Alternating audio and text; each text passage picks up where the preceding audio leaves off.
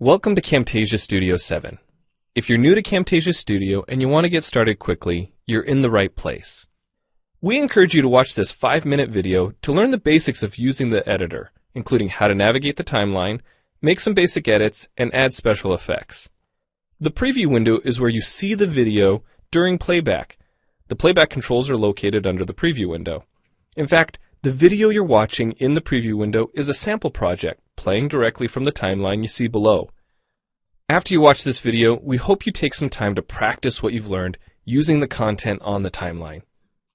So let's start with the timeline. This is where you assemble and edit your videos.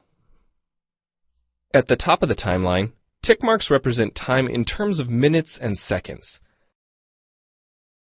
When building a video, you'll work in a horizontal manner, beginning from the left and moving sequentially through time towards the right. To make precise cuts and selection, use the zoom slider to magnify the view of the timeline. And when adding elements to your video, such as a call-out or audio clips, these are placed on different tracks. Tracks are created automatically, when you need them, when elements are added to the timeline. So depending on your video, you may be working with several tracks at one time. To change the position of an element on the timeline, just drag it. To change the length of an element, drag the edges in either direction. An important part of the timeline is the playhead. The playhead moves the timeline and indicates the current frame displayed in the preview window. To view your video, click play in the preview window. Notice how the video and the timeline's playhead stay in sync?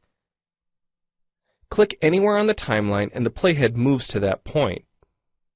The green section of the playhead is called the in point. Click and drag the in point to make the beginning of a selection. The red section of the playhead is called the out point. Just click and drag the out point to make the end of a selection.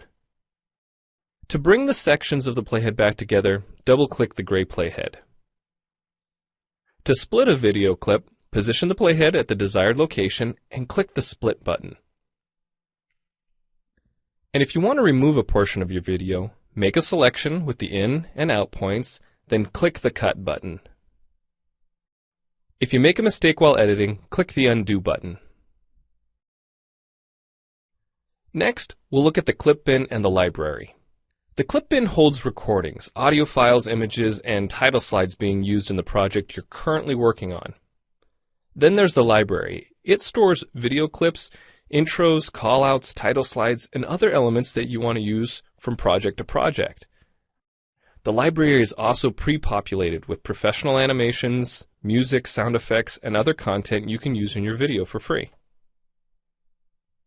To add your own clips or video sequences to the library, make a selection on the timeline, right-click, and choose Add to Library. To include clips and other elements in your video, drag them from the clip bin or library and drop them onto the timeline.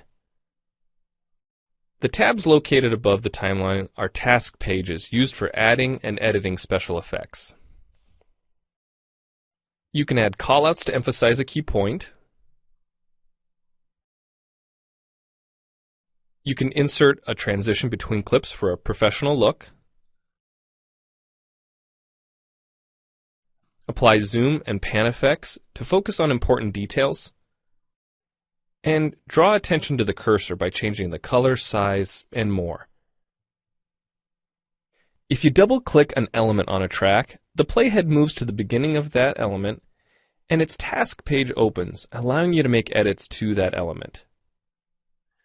So we've shown you a few ways you can navigate and edit your video, but how do you get content into your video? Well, to make a new screen recording, click the Record Screen button. If you already have an audio or video recording to use, click the Import Media button.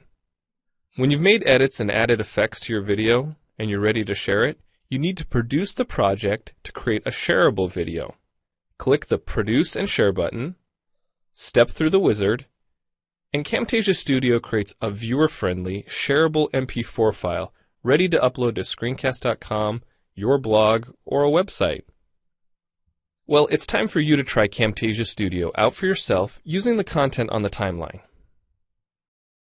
The help file in Camtasia Studio will help you use each of the Camtasia Studio features and applications.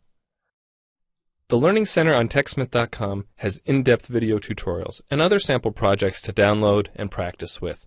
So we hope you enjoy Camtasia Studio. And happy screencasting!